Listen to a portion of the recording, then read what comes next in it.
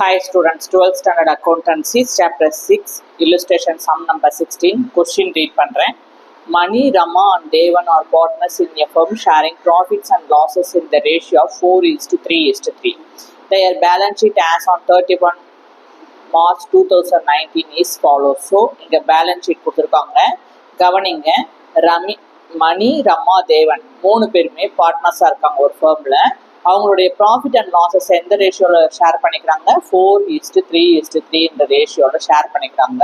அவங்களுடைய balance sheet, அதாவது 31 March 2019 balance sheet இங்கே கொடுத்துருக்காங்க. லயாபிலிட்டி சைடில் என்ன இருக்குது? 3 பேரோட கேபிட்டல் இருக்குது, சன்ட்ரி கிரெடிட்டார்ஸ் இருக்குது, ப்ராஃபிட் அண்ட் லாஸ் இருக்குது. Asset side items building, stock, furniture, debtors, cash in hand இருக்குது. அதை தவிர அடிஷ்னல் இன்ஃபர்மேஷன் கொடுத்துருக்காங்க. Mani retired from partnership firm on 31/3/2019. So 3 partners இருக்காங்க இல்லையா? மணி, ரமா, தேவன் 3 பார்ட்னர் இருக்காங்க. இந்த 3 பார்ட்னர்ல ரவிங்கிற பார்ட்னர் என்ன ஆயிடுறாரு? ரிட்டையர்மெண்ட் ஆயிடுறாரு. என்னைக்கு ரிட்டையர்மெண்ட் ஆகிறாரு? 31/3/2019 அன்னைக்கு ரிட்டையர் ஆகிறாரு. அது subject to the following adjustment. கீழே கொடுத்துருக்க அட்ஜஸ்ட்மெண்ட்டை கவர் பண்ண சொல்லியிருக்காங்க. Stock to be depreciated, provision for doubtful debts created, building to be appreciated, the final amount due to money is not paid immediately. So இந்த 4 அட்ஜஸ்ட்மெண்ட்ல first 3 adjustment நம்ம என்ன செய்வோம்? Already நம்ம previous எக்ஸசைஸ்ல அந்த எக்ஸாம்பிள் சம்ஸ்ல எல்லாம் போட்டிருக்கோம். இந்த 4th அட்ஜஸ்ட்மெண்ட் இந்த கொஸ்டின்ல ப்ரீவியஸ் எக்ஸசைஸ் அண்ட் எக்ஸாம்பிளை விட டிஃப்ரெண்ட். ஒரு எக்ஸசைஸும் எக்ஸாம்பிளும் ஒரு கொஸ்டினுக்கும் அடுத்த கொஸ்டினுக்கும் ஏதாவது ஒரு டிஃப்ரெண்ட் இன்க்ளூட் பண்ணிட்டே வருவாங்க இல்லையா? அது மாதிரி பார்த்தாக்க இந்த இல்லுஸ்ட்ரேஷன் சம் நம்பர் 16ல இந்த 4th அட்ஜஸ்ட்மெண்ட் டிஃப்ரெண்டா இருக்கு. அதாவது மணிங்கிற பார்ட்னர்ஷிப் ஃபர்ம்ல இருந்து ரிட்டையர் ஆறாரு இல்லையா? இப்போ ஒரு பார்ட்னர் ஃபர்ம்ல இருந்து ரிட்டையர் ஆகி போனார்னாக்க அவருக்கு செட்டில்மெண்ட் பண்ணணும் இல்லையா? ஸோ இங்க பாத்தீங்கன்னாக்க மணிங்கிற பார்ட்னர் ரிட்டையர் ஆகும்போது அவருக்கு எந்த அமௌண்ட்டுமே செட்டில்மெண்ட் பண்ணல, இமிடியட்டா செட்டில்மெண்ட் பண்ணல அப்படின்னு சொல்லியிருக்காங்க. ஸோ அவருக்கு டியூ இருக்கு. மணிக்கு டியூ இருந்தாக்க, அதாவது ஒரு பார்ட்னர்ஷிப் ஃபார்மை விட்டு ரிட்டையர் ஆகி போயிட்டாருன்னா அவர் போற டேட் அன்னைக்கு, அதாவது 3 மாசத்துக்கு முன்னாடியே ஒரு நோட்டீஸ் ஒன்று கொடுத்துருவாங்க. நான் ரிட்டையர் ஆகி போறேன், கணக்கை செட்டில் பண்ணுங்க, என்னென்ன கணக்கு இருக்குன்னு எனக்கு காட்டுங்க அப்படின்றத ஆக்சுவலா ஒரு பார்ட்னர்ஷிப் விட்டு போகும்போது நோட்டீஸ் கொடுத்துருவாரு. ஓகேங்களா? ஸோ அந்த 3 months பீரியட்ல நோட்டீஸ் பீரியட்ல என்ன செஞ்சிடணும்? ரெஸ்ட் ஆஃப் த பார்ட்னர், அதாவது கண்டினியூ பார்ட்னர்லாம் என்ன செஞ்சிடணும்? கணக்கு எடுத்து வச்சிடணும். Revaluation account, profit and loss எவ்வளோ போயிருக்கு, ஃபினான்ஷியல் ஸ்டேட்மெண்ட் என்ன ஏது எல்லா விவரத்தையும் எடுத்து வச்சு அவர் ரிட்டையர்மெண்ட் ஆற அன்னைக்கு எந்த பார்ட்னர் ரிட்டையர் ஆறாரோ இதுதான் கணக்கு, உங்களுக்கு செட்டில்மெண்ட் ஆக வேண்டிய பணம் இவ்வளோ இருக்கு, இந்த வருஷம் இவ்வளோ ப்ராஃபிட் கிடைச்சிருக்கு, உங்களுடைய ப்ராஃபிட் ஷேரிங் ரேஷியோ இவ்வளோன்றது அவர் ரிட்டையர் ஆற அன்னைக்கு எல்லாத்தையும் செட்டில்மெண்ட் பண்ணி அனுப்பணும். ஓகேங்களா? ஆனா இந்த கணக்குல மணிங்கிற பார்ட்னர் ரிட்டையர் ஆகி போறாரு, அவருக்கு ரெஸ்ட் ஆஃப் அந்த கண்டினியூ பார்ட்னர்ஸ் எந்த விதமான செட்டில்மெண்ட்டுமே பண்ணல. ஓகேங்களா? ஸோ ஃபார் எக்ஸாம்பிள் இப்போ அவருக்கு வந்து செட்டில்மெண்ட் பண்ண வேண்டியது ஒரு 2 லட்சம் ரூபாய் இருக்குன்னு வைங்க அந்த ரிட்டையரிங் பார்ட்னருக்கு. அவர் என்னைக்கு ரிட்டையர் ஆறாரோ அந்த பார்ட்னர் ரிட்டையர் ஆகிற டேட் அன்னைக்கு என்ன செஞ்சிடணும்? அந்த 2 lakh rupees அவருக்கு செட்டில் பண்ணிடணும்.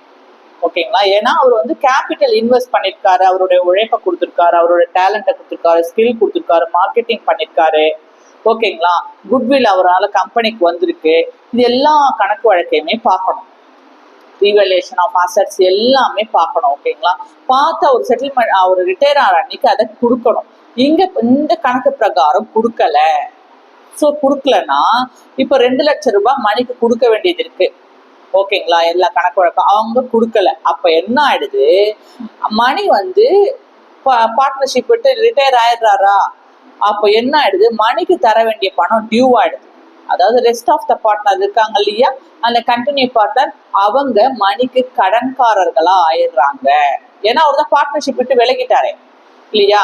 ஸோ அவங்க செட்டில் பண்ணிட்டாங்கன்னா அவங்க கடன்காரன் கிடையாது. அவங்க செட்டில் பண்ணலைன்னா அந்த கண்டினியூ பார்ட்னர் கடன்காரனா ஆயிடுறாங்க. அதாவது மணி அவங்களுக்கு 2 லட்சம் ரூபாய் பணம் பிஸ்னஸ் நடத்துறதுக்கு கொடுத்துருக்காரு அப்படின்னு அசியூம் பண்ணிக்கணும். மணி லோன் கொடுத்துருக்காரு. இப்போ ஒரு பிஸ்னஸ் ரன் பண்ணணும்னா என்ன செய்வாங்க? அவங்க கேபிட்டல் கான்ட்ரிபியூட் பண்ணுவாங்க. பத்தலைன்னா என்ன செய்வாங்க? பேங்க்ல லோன் வாங்குவாங்க. ஓகேங்களா? பிஸ்னஸ் நடத்துறதுக்கு. ஸோ இங்க இவங்க கிட்ட இந்த சஃபிஷியன்ட் பணம் இல்லாதனாலதான் என்ன செய்யறாங்க? அந்த கண்டினியூ பார்ட்னர் இந்த ரிட்டையரிங் பார்ட்னருக்கு செட்டில்மெண்ட் பண்ணல. ஸோ அந்த கொடுக்க வேண்டிய 2 லட்சம் ரூபாய் கொடுக்கல இல்லையா, அந்த டியூ இருக்கு இல்லையா, அப்போ அதை லோனா நினைச்சுக்குவாங்க. மணி என்ன சொல்லிடுவாரு, Mani pays loan to continue partner. Mani என்ன பண்றாரு, அதை லோனா இவங்க செட்டில்மெண்ட் பண்ற வரைக்கும் அது மணிஸ் லோனா ஆயிடும். அதாவது மணி பிசினஸ்க்கு லோன் கான்ட்ரிபியூட் பண்ணிருக்காரு. அவர் பார்ட்னரா இருந்தாருனாக்க அவர் கேபிட்டல் கொடுத்துருக்காரு. பார்ட்னர் இல்ல, ரிட்டையர் ஆயிட்டாரு, அவங்களுக்கு செட்டில்மெண்ட் பண்ணணும். அப்போ பார்ட்னரா இல்லாத பட்சத்துல மணி லோன் கொடுத்துருக்காங்க அந்த கண்டினியூ பார்ட்னருக்கு அப்படின்னு நினைச்சுக்கணும். ஓகேங்களா, இது ஒரு டிஃப்ரெண்ட் டாபிக், இந்த 4th ஒன். ஓகே, நம்ம இதை வச்சு சம் போடலாம். இப்போ prepare revaluation account and capital account of partners after retirement. இப்போ என்ன பண்ண சொல்லியிருக்காங்க, கொடுத்துருக்க கொஸ்டினை வச்சு ரீவேல்யூஷன் அக்கௌண்ட் கண்டுபிடிங்க, கேபிட்டல் அக்கௌண்ட் ப்ரிப்பேர் பண்ணுங்க. எப்போ ப்ரிப்பேர் பண்ணணும், ரிட்டையர்மெண்ட். அந்த பார்ட்னர் மணிங்கிற பார்ட்னர் ரிட்டையர் ஆயிட்டார் இல்லையா, ரிட்டையர் ஆன பிறகு எனக்கு ரீவேல்யூஷன் அக்கௌண்ட்டும் கேபிட்டல் அக்கௌண்ட்டும் கால்குலேட் பண்ணி கொடுங்க அப்படின்னு சொல்லியிருக்காங்க. ஓகேங்களா, ஸோ இப்போ ஃபர்ஸ்ட் என்ன செய்யணும், ரீவேல்யூஷன் அக்கௌண்ட் ப்ரிப்பேர் பண்ணணும். ரீவேல்யூஷன் அக்கௌண்ட், அதாவது இந்த ரீவேல்யூஷன் அக்கௌண்ட்ங்கிறது ஒரு லெட்ஜர் அக்கௌண்ட். நல்லா ஞாபகம் வச்சுக்கோங்க. லெட்ஜர் அக்கௌண்ட் நமக்கு நிறைய தெரியும், 11th ஸ்டாண்டர்ட்லாம் படிச்சிருப்போம். கேஷ் அக்கௌண்ட், லெட்ஜர் அக்கௌண்ட்ல கேஷ் அக்கௌண்ட் ப்ரிப்பேர் பண்ணுவோம், பேங்க் அக்கௌண்ட் நம்மளால ப்ரிப்பேர் பண்ணிருக்கோம் இல்லையா. அதே மாதிரி இங்க ரீவேல்யூஷன்ங்கிறது லெட்ஜர் அக்கௌண்ட்ல ஒரு ஹெட்டிங் ரீவேல்யூஷன் அக்கௌண்ட் ப்ரிப்பேர் பண்ணிருக்கோம். ஓகேங்களா, ஸோ எதுக்கு ரீவேல்யூஷன் அக்கௌண்ட் ப்ரிப்பேர் பண்ணணும், இங்க கொடுத்துருக்க பேலன்ஸ் ஷீட்டுக்கு ரீவேல்யூஷன் அக்கௌண்ட் ப்ரிப்பேர் பண்ண முடியாது. ஓகேங்களா, எதுக்காக தான் ரீவேல்யூஷன் அக்கௌண்ட் ப்ரிப்பேர் பண்ணணும், அட்ஜஸ்ட்மெண்ட்ல கொடுத்துருக்காங்க பார்த்தீங்களா, subject to the following adjustment. இந்த அட்ஜஸ்ட்மெண்ட்டுக்கு மட்டும்தான் நம்ம ரீவேல்யூஷன் அக்கௌண்ட் ப்ரிப்பேர் பண்ண முடியும். ஓகேங்களா, ஸோ இப்போ ஃபர்ஸ்ட் அட்ஜஸ்ட்மெண்ட் என்னன்னு பார்த்தீங்கன்னாக்கா, stock to be depreciated by 5000 rupees. இப்போ ஸ்டாக் டு பி டிப்ரிஷியேட்டட்னா என்னது, கவனிங்க. ஸ்டாக்குங்கிறது என்ன அக்கௌண்ட், அசட் அக்கௌண்ட் இல்லையா. Stock belongs to asset. Stock account is to be டிப்ரிஷியேட்டட்னா டிக்ரீஸ்டு, ஸ்டாக்கோட மதிப்பு குறைஞ்சிடுச்சு. இப்போ ஸ்டாக்கோட மதிப்பு குறைஞ்சா அசட்டோட மதிப்பு குறையும். அப்போ அசட்டோட மதிப்பு குறைஞ்சதுன்னா அது கிரெடிட் ஆகும். ஸோ அசட் அக்கௌண்ட் கிரெடிட் ஆச்சுன்னா என்னது, அப்போ என்ன ஜேர்னல் என்ட்ரி வரும், அதாவது டைரக்டா நம்ம ரீவேல்யூஷன் அக்கௌண்ட் லெட்ஜர்ல போடுறதுக்கு முன்னாடி நம்மளுடைய சேஃப்டிக்காக நம்ம என்ன செய்யணும், ரஃபா ஜேர்னல் என்ட்ரி போடுறோம். இப்போ ஸ்டாக் அக்கௌண்ட் டிக்ரீஸ் ஆயிடுச்சு, ஸ்டாக் அக்கௌண்ட் டிக்ரீஸ் ஆனா அசட் அக்கௌண்ட் டிக்ரீஸ் ஆகுது. அசட் டிக்ரீஸ்னா அசட்டோட மதிப்பு குறைஞ்சா கிரெடிட் பண்ணணும். அப்போ என்ன அக்கௌண்ட் டெபிட் பண்ணணும்னாக்கா ரீவேல்யூஷன் அக்கௌண்ட்டை டெபிட் பண்ணணும். ஓகேங்களா, ரீவேல்யூஷன் அக்கௌண்ட் எவ்வளவு, 5000 rupees to stock account. Stock account என்ன பண்ணிட்டோம், கிரெடிட் பண்ணிட்டோம், ஏன்னா ஸ்டாக்கோட வேல்யூ குறைஞ்சிடுச்சு. ஓகேங்களா, ரெண்டாவது provision for doubtful debts to be created. Provision for doubtful டெப்ட்ஸுங்கிறது என்னது, இந்த ப்ரொவிஷன் ஃபார் டவுட்ஃபுல் டெப்ட்ஸுங்கிறது டெப்டார்ஸ் அக்கௌண்ட். ஓகேங்களா, டெப்டார்ஸ்ங்கிறது என்ன account, asset account. Debtors belongs to asset account. ஓகேங்களா, இப்போ ப்ரொவிஷன் ஃபார் டவுட்ஃபுல் டெப்ட்ஸை டெப்டார்ஸ்ல இருந்து சப்ட்ராக்ட் பண்ணுவோம். ப்ரொவிஷன் அப்பனா ப்ரொவிஷன் ஃபார் டவுட்ஃபுல் டெப்ட்ஸுங்கிறது லாஸ். ஓகேங்களா, ஸோ சப்ட்ராக்ட் பண்றதுனால மதிப்பு குறையுது. அப்போ ப்ரொவிஷன் ஃபார் டவுட்ஃபுல் டெப்ட்ஸோட லாஸ்னாக்க டிக்ரீஸ் ஆகுது. So provision for doubtful debts degrees ஆச்சுன்னா அசட்டோட வேல்யூ, அதாவது டெப்டார்ஸோட மதிப்பு குறையுது. ஏன்னா என்ன ஆகுது, ப்ரொவிஷன் ஃபார் டவுட்ஃபுல் டெப்ட்ஸை டெப்டார்ஸோட என்ன செய்வோம், நம்ம பேலன்ஸ் ஷீட்ல அசட்ல சப்ட்ராக்ட் பண்ணுவோம். அப்போ டெப்டார்ஸோட வேல்யூ குறையும் இல்லையா. அப்போ டெப்டார்ஸ் மதிப்பு குறைஞ்சதுன்னா அசட்டோட மதிப்பும் குறையுது. அசட்டோட மதிப்பு குறைஞ்சதுன்னா அது கிரெடிட் பண்ணணும், அசட் அக்கௌண்ட்டை கிரெடிட் பண்ணணும். ரெஸ்பெக்டிவ் அசட் அக்கௌண்ட் எது, இங்க ப்ரொவிஷன் ஃபார் டவுட்ஃபுல் டெப்ட்ஸ் தான். அப்போ ப்ரொவிஷன் ஃபார் டவுட்ஃபுல் டெப்ட்ஸை கிரெடிட் பண்றோம். அப்போ எந்த அக்கௌண்ட்டை டெபிட் பண்ணுவோம், ரீவேல்யூஷன் அக்கௌண்ட்டை தான் என்ன செய்வோம், டெபிட் பண்ணுவோம். எவ்வளவு அமௌண்ட், 1000 rupees. அடுத்தது ப்ரொவிஷன் ஃபார் டவுட்ஃபுல் டெப்ட்ஸ் என்ன பண்றோம், கிரெடிட் பண்றோம். ஏன்னா என்ன ஆயிடுச்சு, உங்களுக்கு டெப்டார்ஸ்ல இருந்து ப்ரொவிஷன் ஃபார் டவுட்ஃபுல் டெப்ட்ஸை சப்ட்ராக்ட் பண்ணும்போது உங்களுக்கு டெப்டார்ஸோட மதிப்பு குறையுது. டெப்டார்ஸோட மதிப்பு எதை சேர்ந்தது, அசட்டை சேர்ந்தது. அசட்டோட மதிப்பு குறையுது. அதனால அசட்டோட மதிப்பு எப்போ குறைஞ்சாலும் as per the format credit பண்றோம். அதனால provision for doubtful debts account என்ன செஞ்சிடறோம், கிரெடிட் பண்ணிட்டோம், 1000 rupees. ஓகேங்களா, அடுத்தது third account building to be appreciated for 16,000 rupees. பில்டிங்கிறது என்ன அக்கௌண்ட், அசட் அக்கௌண்ட். ஓகேங்களா, பில்டிங்கோட வேல்யூ என்ன ஆயிருக்கு, உங்களுக்கு அப்ரிஷியேட் ஆயிருக்கு. அப்ரிஷியேட் ஆயிருக்குனாக்க இன்க்ரீஸ் ஆயிருக்கு. பில்டிங் அக்கௌண்ட் இன்க்ரீஸ் ஆயிடுச்சுனாக்க அசட் அக்கௌண்ட்டும் என்ன ஆகும், இன்க்ரீஸ் ஆகும். அசட் அக்கௌண்ட் இன்க்ரீஸ் ஆயிடுச்சுனாக்க ரெஸ்பெக்டிவ் அக்கௌண்ட் அசட் அக்கௌண்ட்டை டெபிட் பண்ணணும். இந்த ரெஸ்பெக்டிவ் அசட் அக்கௌண்ட் எது? Building account. அப்போ building account debtor to revaluation account. எவ்வளவு அமௌண்ட்? 16,000 rupees. ஓகேங்களா? ஸோ நம்ம என்ன பண்ணிட்டோம், கொடுத்துருக்க இன்ஃபர்மேஷனுக்கு இங்கே எழுதிட்டோம். அடுத்தது ஃபோர்த் ஒன் என்ன சொல்லியிருக்காங்க, the final amount due to money is not paid immediately. So மணிங்கிற பார்ட்னர் ரிட்டையர் ஆனதுனால அவருக்கு செட்டில்மெண்ட் பண்ணணும். இவங்க rest of the continue partner என்ன பண்ணலை, செட்டில்மெண்ட் பண்ணலை. அப்போ செட்டில்மெண்ட் பண்ணலைன்னா மணிக்கு கொடுக்க வேண்டிய ரிட்டையர்மெண்ட் பார்ட்னர் மணிக்கு கொடுக்க வேண்டிய அந்த செட்டில்மெண்ட் அமௌண்ட் என்னவா ஆயிடுது, அது இன்னும் பார்ட்னர்ஷிப் ஃபேர்ம்லேயே தானே இருக்கு. அப்போ மணி லோன் கொடுத்துருக்காரு, கண்டினியூ பார்ட்னருக்கு லோன் கொடுத்துருக்காருன்னு அர்த்தம். ஓகேங்களா? செட்டில்மெண்ட் பண்ற வரைக்கும். ஓகே, ஸோ அப்போ என்ன அர்த்தம், Mani's loan account debtor. Mani's loan account டெட்டார்னா அது எங்க போகும், கேபிட்டல் அக்கௌண்ட்டுக்கு தான் போகும். புரியுதுங்களா? எவ்வளவு அமௌண்ட்டுங்கிறது நம்ம கேபிட்டல் அக்கௌண்ட் கால்குலேட் பண்ணாதான் மணிக்கு தர வேண்டிய அந்த டியூ அமௌண்ட், செட்டில்மெண்ட் பண்ண வேண்டிய அமௌண்ட் என்னன்னு தெரியும். ஓகேங்களா? ஸோ அதனால நம்ம இங்க எதுவுமே போடாம வச்சிருக்கோம். இப்போ என்ன செய்ய போறோம், இந்த ரஃபா ப்ரிப்பேர் பண்ண ஜேர்னல் என்ட்ரிக்கு நம்ம லெட்ஜர் அக்கௌண்ட் போட போறோம், அதாவது ரீவேல்யூஷன் அக்கௌண்ட் போட போறோம். ஓகேங்களா? ஃபார்மேட் என்ன, ரீவேல்யூஷன் அக்கௌண்ட்டுக்கு ஃபர்ஸ்டே ஹெட்டிங் எழுதிக்கிறோம், ரீவேல்யூஷன் அக்கௌண்ட். ரெண்டு சைடு இருக்கு ரீவேல்யூஷன் அக்கௌண்ட்ல. லெஃப்ட் கார்னர் டாப் கார்னர்ல டெட்டார், ரைட் டாப் கார்னர்ல கிரெடிட்டார்னு எழுதிட்டோம். பர்டிகுலர்ஸ் அண்ட் ருபீஸ் ரெண்டு சைட்லுமே எழுதிட்டோம். இதுதான் format for the revaluation account. So ledger account போடும்போது எந்த அக்கௌண்ட்டுக்கு லெட்ஜர் அக்கௌண்ட் போடுறோம், ரீவேல்யூஷன் அக்கௌண்ட்டுக்கு லெட்ஜர் அக்கௌண்ட் போடுறோம். அப்போ நம்ம ஜேர்னல் என்ட்ரியில என்ன பார்க்குறோம், ரீவேல்யூஷன் அக்கௌண்ட் எங்கெங்கெல்லாம் இருக்குன்றத கவனிக்கிறோம். ஓகேங்களா? ஃபர்ஸ்ட் டிரான்சாக்ஷன் எடுக்கிறோம். எடுத்துட்டு இப்போ ரீவேல்யூஷன் அக்கௌண்ட் எங்க இருக்கு, ரீவேல்யூஷன் அக்கௌண்ட் எடுத்தா டு ஸ்டாக் அக்கௌண்ட். ஓகேங்களா? ஸ்டாக் டு பி டிப்ரிஷியேட்டடுக்கு நம்ம ஜேர்னல் என்ட்ரி எழுதிட்டோம், ரீவேல்யூஷன் அக்கௌண்ட் எடுத்தா டு ஸ்டாக் அக்கௌண்ட். அப்போ ரீவேல்யூஷன் அக்கௌண்ட் எங்க இருக்குன்னு பார்க்குறோம். ஏன் ரீவேல்யூஷன் அக்கௌண்ட் பார்க்குறோம்னா, நம்ம ரீவேல்யூஷன் அக்கௌண்ட் தான் ப்ரிப்பேர் பண்றோம். ரீவேல்யூஷன் அக்கௌண்ட் டெட்டார் சைட்ல இருக்கு. ஓகேங்களா?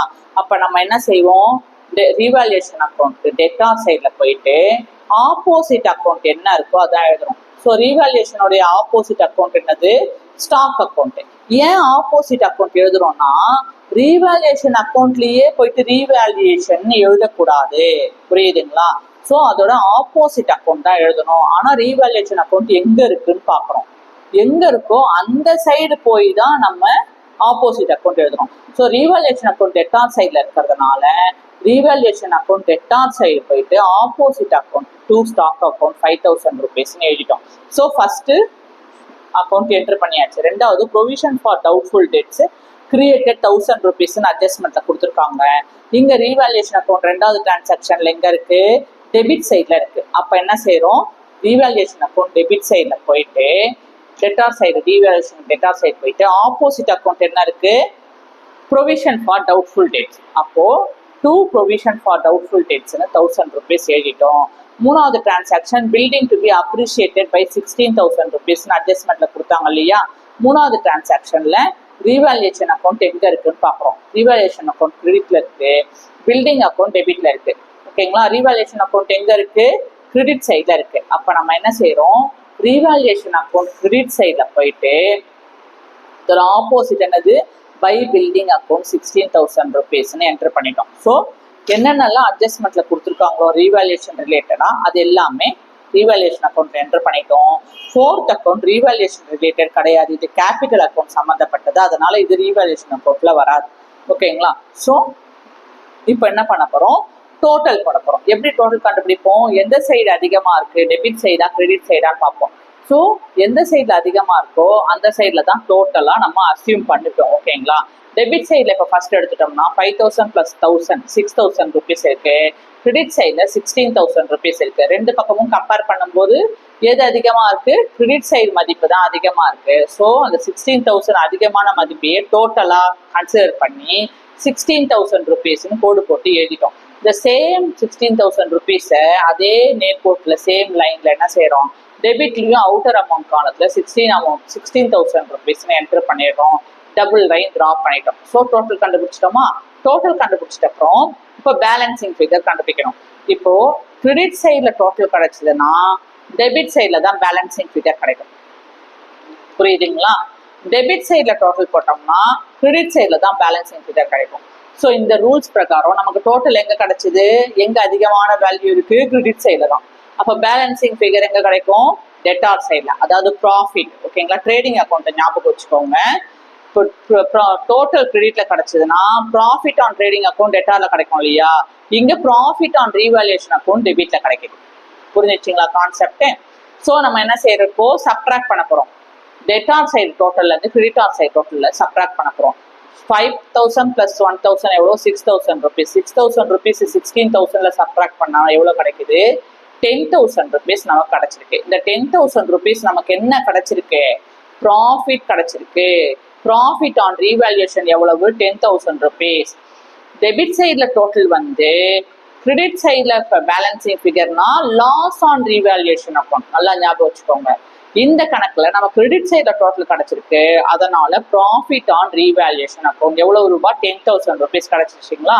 இப்போ இந்த 10,000 ருபீஸ்க்கு நம்ம எழுதணும், இங்கே கணக்கு எழுதணும். என்னென்னு எழுதணும், to profit on revaluation account. இந்த 10,000 ருபீஸ் என்ன செய்யணும், ப்ராஃபிட் கிடைச்சத அந்த பார்ட்னர்ஸ்க்கு, ரெஸ்பெக்டிவ் பார்ட்னர்ஸ்க்கு பிரித்து கொடுத்துடணும். எந்த ரேஷியோவில் பிரித்து கொடுக்கணும்னா அவங்களுடைய profit and loss sharing ratio கொஸ்டினில் கொடுத்துருக்காங்க. எவ்வளோ கொடுத்துருக்காங்க, 4:2, 4:3:3 கொடுத்துருக்காங்க இல்லையா? ஸோ இந்த ரேஷியோவில் என்ன செஞ்சிடணும், நம்ம கிடைச்சிருக்க ப்ராஃபிட் ஆன் ரீவேல்யூஷன் அக்கௌண்ட்னா பிரித்து கொடுத்துட்றோம். ஓகேங்களா? ட்ரான்ஸ்ஃபர் பண்ணிடணும். இந்த ரெஸ்பெக்டிவ் பார்ட்னர்ஸோட கேபிட்டல் அக்கௌண்ட்டுக்கு ப்ராஃபிட் ஆன் ரீவேல்யூஷன் அக்கௌண்ட்டை ட்ரான்ஸ்ஃபர் பண்ணி கொடுத்துட்றோம். ஸோ மணிஸோட கேபிட்டலுக்கு, ரமாஸ் கேபிட்டல், தேவன் கேபிட்டலுக்கு என்ன செஞ்சிடும், 10,000 ருபீஸ் பிரித்து கொடுக்கும்போது நல்லா கவனிங்க, 10,000 ருபீஸ் ரீவேல்யூஷன் கிடைச்சிருக்குங்களா? யார் யார் பார்ட்னர், மணி, ரமா அண்ட் தேவன். 10,000 ருபீஸ். மணியோட ப்ராஃபிட் ஷேரிங் ரேஷியோ எவ்வளவு, 4. ரமாவோடது 3. தேவனோடதும் எவ்வளவு, 3.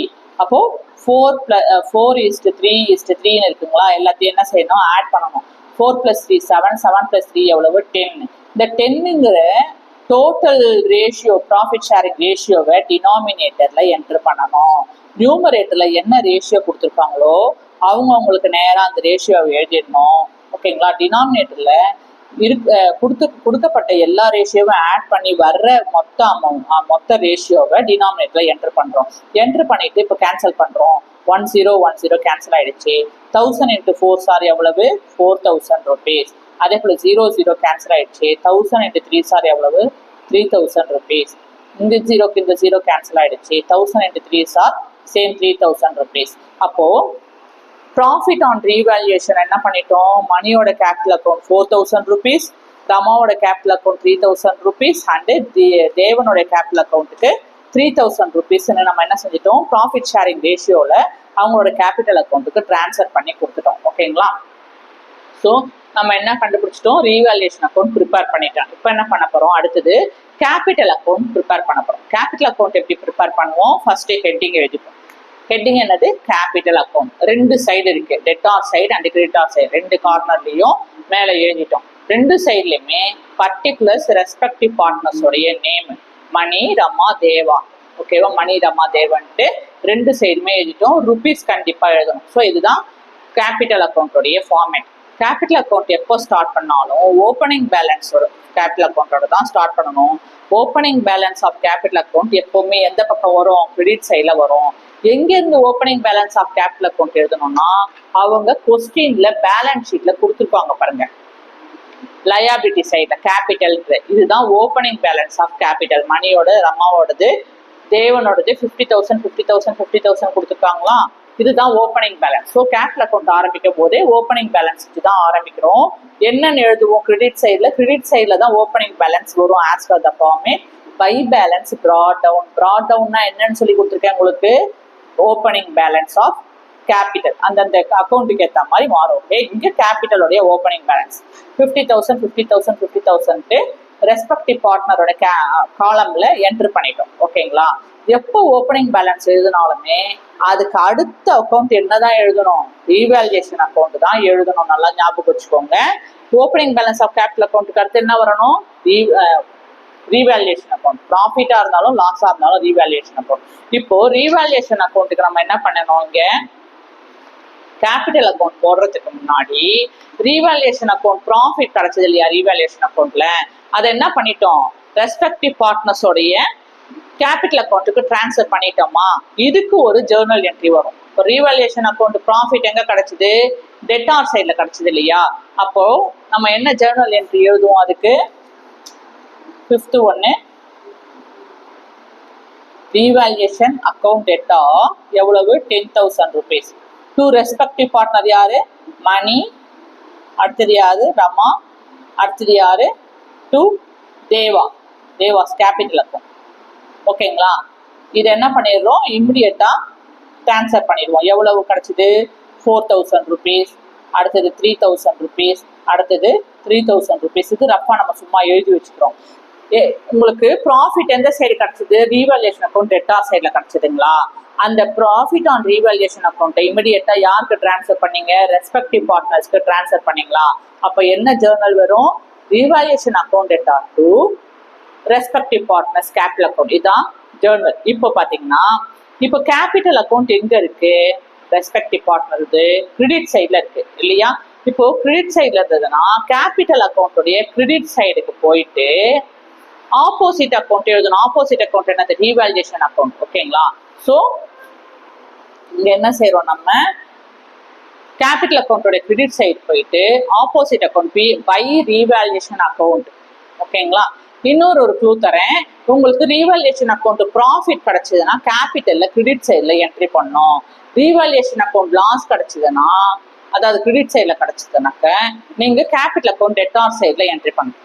லாஸ்னா capital debtor, revaluation account on ப்ராஃபிட்னா கிரெடிட்டார் சைட். நல்லா ஞாபகம் வச்சுக்கோங்க. கேபிட்டல்ல இப்போ ரீவேல்யூஷன் அக்கௌண்ட் 3 பார்ட்னருடைய காலம்ல 4,000 3,000 3,000 இந்த ப்ராஃபிட்டோட வேல்யூவை என்டர் பண்ணிட்டோம். ஓகேங்களா, ஸோ அடுத்து என்ன பண்றோம், பேலன்ஸ் ஷீட்டுக்கு வரும். பேலன்ஸ் ஷீட்டுக்கு வந்தீங்கன்னாக்க பேலன்ஸ் ஷீட்ல இருந்து என்னென்ன அக்கௌண்ட்லாம் ரீவேல்யூஷனுக்கு அக்கௌண்ட்டுக்கு வரும் அப்படின்னு பாத்தீங்கன்னாக்க, இப்போ பேலன்ஸ் ஷீட் எடுத்துட்டோம்னாக்க லயபிலிட்டிஸ்ல இருந்து என்னென்ன ஐட்டம்லாம் உங்களுக்கு கேபிட்டல் அக்கௌண்ட்டுக்கு டிரான்ஸ்ஃபர் ஆகும்னு பாத்தீங்கன்னாக்க, general reserve, reserve fund, workman compensation fund, profit and loss account. ஓகேங்களா, இந்த 4 அக்கௌண்ட்ல அந்த 4 அக்கௌண்ட் ரிலேட்டட் ஐட்டம் ரிலேட்டட் எது இங்க வந்து உங்களுக்கு லயபிலிட்டி சைடு வந்தாலும் நம்ம என்ன செஞ்சுவோம், பார்ட்னர்ஸோடைய ப்ராஃபிட் ஷேரிங் ரேஷியோல பிரிச்சு கேபிட்டல் அக்கௌண்ட்டுக்கு டிரான்ஸ்ஃபர் பண்ணிடணும். அந்த மாதிரி பார்த்தோம்னா இங்க ப்ராஃபிட் அண்ட் லாஸ் அக்கௌண்ட் வந்திருக்கு. இந்த 4 ஐட்டம்ல எது வந்திருக்கு, ப்ராஃபிட் அண்ட் லாஸ் அக்கௌண்ட் எங்க வந்திருக்கு, உங்களுக்கு லயபிலிட்டி சைட்ல வந்திருக்கு. ப்ராஃபிட் நல்லா கவனிங்க, general reserve, workmen compensation fund, reserve ஃபண்ட்லாம் எப்பவுமே கேபிட்டல்ல தான் வரும், சாரி லயபிலிட்டி சைட்ல தான் வரும். ஆனா அந்த ப்ராஃபிட் அண்ட் லாஸ் அக்கௌண்ட் மட்டும் சம்டைம்ஸ் லயபிலிட்டி சைட்லயும் ஒரு சில இது அசெட் சைட்லயும் வரும். புரிஞ்சிச்சிங்களா, ஒரு சில ப்ராஃபிட் அண்ட் லாஸ் லயபிலிட்டியில வரும், ஒரு சில ப்ராஃபிட் அண்ட் லாஸ் அசெட் சைட்ல வரும். இப்போ லயபிலிட்டி சைட்ல ப்ராஃபிட் அண்ட் லாஸ் கிடைச்சதுன்னு வந்ததுன்னு எங்களை கொஸ்டின்ல கொடுத்துருக்காங்கன்னா, அப்போ அந்த பார்ட்னர்ஷிப் ஃபார்முக்கு லாஸ் கிடைச்சிருக்குன்னு அர்த்தம். சாரி, லயபிலிட்டி சைட்ல வந்தா ப்ராஃபிட் கிடைச்சிருக்குன்னு அர்த்தம். நல்லா கவனிங்க. இப்போ லயபிலிட்டி சைட்ல ப்ராஃபிட் அண்ட் லாஸ் 2 பக்கமும் வரும்னு சொல்லியிருக்கேன், asset side, liability side. Liability side வந்தாக்க அந்த ஃபார்முக்கு ப்ராஃபிட் கிடைச்சிருக்கு. அசெட் சைட்ல ப்ராஃபிட் அண்ட் லாஸ் கொடுத்துருந்தாங்கன்னாக்கா என்ன அர்த்தம், அந்த பார்ட்னர்ஷிப் ஃபார்ம்ல லாஸ் ஏற்பட்டிருக்குன்னு அர்த்தம். புரியுதுங்களா, இப்போ அந்த பிரகாரம் அந்த ஆஸ் பர் த ஃபார்மேட் பாத்தீங்கன்னாக்க லயபிலிட்டி சைட்ல ப்ராஃபிட் அண்ட் லாஸ் கிடைச்சிருக்கு. அப்ப என்ன, இந்த பார்ட்னர்ஷிப் ஃபார்முக்கு என்ன கிடைச்சிருக்கு, ப்ராஃபிட் கிடைச்சிருக்கு. ப்ராஃபிட் கிடைச்சதுன்னா எங்க என்ட்ரு பண்ணணும், கேபிட்டல் அக்கௌண்ட்ல கிரெடிட் சைட்ல என்ட்ரு பண்ணணும். புரியுதுங்களா, லாஸ் கிடைச்சது அதாவது அசெட் சைட்ல கொடுத்துருக்காங்க சம்டைம்ஸ் அப்படின்னா கேபிட்டல் அக்கௌண்ட்ல டெட்டார் சைட்ல என்ட்ரு பண்ணணும். புரிஞ்சிச்சிங்களா, ஸோ அக்கார்டிங் டு தட் இங்க ப்ராஃபிட் அண்ட் லாஸ் உங்களுக்கு லயபிலிட்டி சைட்ல வந்ததுனால ப்ராஃபிட் கிடைச்சிருக்கு, அதனால கேபிட்டல் அக்கௌண்ட்ல கிரெடிட் சைட்ல என்டர் பண்றோம். எந்த ரேஷியோல 4:3:3 ரேஷியோல 3 பார்ட்னர் இருக்கும். ப்ராஃபிட் அண்ட் லாஸ் எவ்வளவு கிடைச்சிருக்கு, ப்ராஃபிட் 30,000 ரூபாவை பிரிச்சு கொடுக்குறோம். ஓகேங்களா? ஸோ இங்க பாத்தீங்கன்னாக்கா 30,000 rupees என்ன கிடைச்சிருக்கு, ப்ராஃபிட் கிடைச்சிருக்கு. ஏன் ப்ராஃபிட் கிடைச்சிருக்குன்னா லயபிலிட்டி சைட்ல வந்ததுனால ப்ராஃபிட் கிடைச்சிருக்கு. அதனால நம்ம என்ன செய்யறோம், ரெஸ்பெக்டிவ் பார்ட்னர்ஸோட capital account credit side capital அக்கௌண்ட்ல டிரான்ஸ்ஃபர் பண்ண போறோம். அவங்களுடைய ப்ராஃபிட் ஷேரிங் ரேஷியோல. அவங்களோட ப்ராஃபிட் ஷேரிங் ரேஷியோ எவ்வளோ, 4:3:3. அப்போ 30,000 into 4/10 மணிக்கு ரம்மாவுக்கு 3/10, தேவாக்கு 3/10 என்ற ரேஷியோல இந்த 30,000 rupees கேபிட்டல் ப்ராஃபிட்டை பிரிச்சு கொடுக்க போறோம். அப்போ 0க்கு 0 கேன்சல் ஆயிடுச்சு. ரிமைனிங் 3,000 into 4 இருக்கு. 3 4s ஆர் எவ்வளவு, 12. இந்த 3 0 இங்க வந்துருது. அடுத்தது அதே மாதிரி 3 3 இந்த 0க்கு இந்த 0 கேன்சல் ஆயிடுச்சு. 3 3s ஆர் எவ்வளவு, 9. 3 0 ரிமைனிங் இங்க என்டர் பண்ணிட்டோம். அடுத்தது இந்த 0க்கு இந்த 0 கேன்சல் ஆயிடுச்சு. 3 3s ஆர் எவ்வளவு, 9. இங்க 3 0 இருக்கு, இந்த 3 0 இங்க வந்துருச்சு. ஓகேங்களா? ஸோ அதே ரெஸ்பெக்டிவ் பார்ட்னரோட கேபிட்டல் அக்கௌண்ட்டுக்கு என்ன செஞ்சிட்டோம், by profit and loss account 12,000 rupees, 9,000 rupees, 9,000 rupees என்ன பண்ணிட்டோம், கிரெடிட் சைட்ல அவங்கவுங்க காலத்துக்கு நேரம் என்டர் பண்ணிட்டோம். ஓகேங்களா? ஸோ நம்ம என்ன பண்ணிட்டோம், கேபிட்டல் ரிலேட்டட் டிரான்சாக்ஷன் எல்லாமே கேபிட்டல் அக்கௌண்ட்ல என்டர் பண்ணிட்டோம். இப்போ என்ன பண்ணணும், க்ளோசிங் பேலன்ஸ் கேபிட்டல் அக்கௌண்ட்டை க்ளோஸ் பண்ண போறோம். எப்படி க்ளோஸ் பண்ணுவோம், ஃபர்ஸ்ட் டோட்டல் போடுவோம். எந்த சைட்ல அதிகமான அமௌண்ட் இருக்கோ அந்த சைடு தான் டோட்டல். நமக்கு டெபிட் சைட்ல எந்த விதமான டிரான்சாக்ஷனுமே நடக்கல, அதனால டெபிட் சைட்ல நமக்கு இந்த டோட்டல் போட முடியாது. கிரெடிட் சைட்ல தான் 3 டிரான்சாக்ஷன் நடந்திருக்கு, அதனால கிரெடிட் சைட்ல தான் என்ன செய்ய போறோம், 3 பார்ட்னருக்கு நேரா டோட்டல் போட போறோம். ஃபர்ஸ்ட் மணியோட காலம் எடுத்துட்டாக்கா 50,000 + 4,000 12,000 எவ்வளவு கிடைக்குது, 66,000 rupees கிடைக்குது. ரமாவுக்கு 50,000 3,000 9,000 62,000. தேவனுக்கு எவ்வளவு கிடைக்குது, 50,000 + 3,000 9,000 எவ்வளவு வருது, 62,000 கிடைக்குது. ஓகேங்களா? ஸோ இந்த டோட்டலை நம்ம என்ன செய்யறோம், நேரா அதே நேர்கோட்டில் டெபிட் சைட்ல என்டர் பண்றோம். 66,000 மணிக்கு, ரமாவுக்கு 62,000, தேவனுக்கு 62,000. ஏன்னா இந்த சைட்ல ஒரு என்ட்ரியுமே இல்லை. ஓகேங்களா? அதனால இந்த டோட்டல் அப்படியே இங்க என்டர் பண்றோம். என்டர் பண்ணிட்டு என்ன செஞ்சிடறோம், ரமாவுக்கு 62,000 க்ளோசிங் பேலன்ஸ். ரமாவோட க்ளோசிங் பேலன்ஸ் எவ்வளவு, 62,000 ரூபாய் closing balance of the capital. தேவனுடைய க்ளோசிங் பேலன்ஸ் ஆஃப் கேபிட்டல் எவ்வளவு, 62,000 ரூபாய். மணிங்கிறவர் என்ன ஆயிட்டாரு, ரிட்டையர் ஆயிட்டாரு. ஸோ இவருக்கு நமக்கு செட்டில் பண்ண வேண்டியது இருக்கு. இந்த 2 கண்டினியூ பார்ட்னரும் என்ன பண்ணணும், மணிக்கு செட்டில் பண்ணணும். எவ்வளவு செட்டில் பண்ணணும், கேபிட்டல் கால்குலேஷன் போட்ட அப்புறமா க்ளோசிங் பேலன்ஸ் ஆஃப் கேபிட்டல் எவ்வளவு, 66,000 ரூபாய். ஸோ மணியோட லோன் எவ்வளவு இருந்தது, இன்னும் டியூ அமௌண்ட் அவர் ரிட்டையர் ஆன அன்னைக்கு பண்ணல இல்லையா, பேலன்ஸ் இருந்தது இல்லையா, இம்மிடியட்டா அவருக்கு பே பண்ணல. ஸோ அது மணியோட லோன் அக்கௌண்ட்டா கன்வெர்ட் ஆயிடுச்சு. ஸோ மணியோட லோன் அமௌண்ட் தர வேண்டிய பணம் எவ்வளவு, 66,000 ரூபாய். இவங்க மணியோடது க்ளோசிங் பேலன்ஸ்ல போட முடியாது. ஏன் போட முடியாதுன்னா, மணி தான் ரிட்டையர் ஆயிடுறாங்க இல்லையா. இவங்க 2 பேரும் நெக்ஸ்ட் அக்கௌண்டிங் பீரியடுக்கு என்ன பண்ணுவாங்க, ஓபன் பண்ணுவாங்க. இந்த 62,000 ரூபாய் முதல் வச்சு அடுத்த வருஷம் ஸ்டார்ட் பண்ணுவாங்க, பிசினஸ் ஃப்ரெஷ்ஷா ஸ்டார்ட் பண்ணுவாங்க. அதாவது வருஷம் account end of the accounting period முடிச்சுட்டு ஓபன் பண்ணுவாங்க இல்லையா, 1 ஜனவரி 31 மார்ச் 2019 க்ளோசிங் பேலன்ஸ் இது. 1 ஏப்ரல் 2019 ஓப்பனிங் பேலன்ஸ் எவ்வளவு, 62,000. ரமாவும் தேவனும் கண்டினியூ பண்ணுவாங்க opening balance of capital opening balance of capital அக்கௌண்ட்டா வச்சு இந்த 2 தொகையும் வச்சு ஓபன் பண்ணுவாங்க. இவரு ரிட்டையர் ஆயிட்டாரு, அதனால மணி லோன் அக்கௌண்ட்னு 66,000 ரூபாய் போட்டு முடிச்சிடுறோம். ஓகேங்களா? இப்போ இந்த பேலன்ஸ் கேரி டவுன் இருக்கு இல்லையா, 62,000 இது எந்த டேட்டோடது, 31/3/2019. ஓகேங்களா? இப்போ இது என்ன பண்ணணும், ஆப்போசிட் சைடுக்கு பிராட் டவுன் பண்ணணும், டிரான்ஸ்ஃபர் பண்ணணும். ஓகேங்களா? ஏன்னா credit side of the capital account தான் ஓப்பனிங் பேலன்ஸ், அப்போ debit side of the capital account என்னது, க்ளோசிங் பேலன்ஸ். ஸோ அடுத்த வருஷத்துக்கு பை பேலன்ஸ் பிராட் டவுன்ட்டு ரமா 62,000, தேவன் அந்த 62,000 என்ன பண்றாங்க, capital contribute open balance opening amount contribute பண்றாங்க. ஏதாவது டவுட் இருந்தால் கமெண்ட் பண்ணுங்க, மறக்காம சப்ஸ்கிரைப் பண்ணுங்க. Thank you, take care.